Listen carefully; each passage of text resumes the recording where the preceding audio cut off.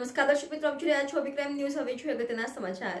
Share માર્કેટમાં રોકાણ કરવાથી સારું એવું વળતર મળશે તેવી લોભામણ વાતો કરી લિંક મોકલી તેમાં રજીસ્ટ્રેશન કરાવી શેર તથા આઈપીઓમાં રોકાણ કરવા માટે અલગ અલગ બેંક એકાઉન્ટોમાં કુલે ₹14,12,900 ટ્રાન્સફર કરાવી ફરિયાદીશ્રીને નફો કે ભરેલ રૂપિયા પરત ન આપી છેતરપિંડી કરનાર આરોપીને ઝડપી પાડતી સુરત શહેર cyber crime cell. Police commissioner Shri Surat શહેર દ્વારા સાયબર ક્રાઇમ સેલને સુરત શહેરના નાગરિકોને સેફટી માટે સાયબર ક્રાઇમના ગુનાઓ અટકાવવા તથા જે ગુનાઓ નોંધાયા હોય તેમાં જે આરોપીઓ હોય તેમને ઝડપથી પકડી પાડવા સૂચના આપવામાં આવેલ.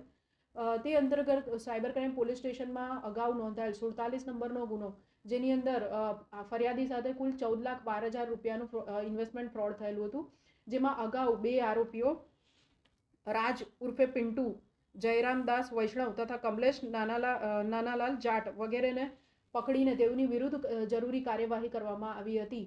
તે જ ગુનામાં આ લોકો સાથે વોન્ટેડ એવો વિમલભાઈ વલ્લભભાઈ શેલિયાની ધરપકડ સદર વોન્ટેડ આરોપીની ધરપકડ ગઈકાલે કરવામાં આવેલ છે. સદર આરોપીની ગુનામાં ભૂમિકા એ રીતની છે કે મૂળ જે ફરિયાદી છે તેની પાસે જે ખાતામાં ઇન્વેસ્ટમેન્ટ કરાવવામાં આવ્યું હતું એમાં જે એકાઉન્ટ વપરાયું, જેમાં રાજ અને અગાઉનો આરોપીએ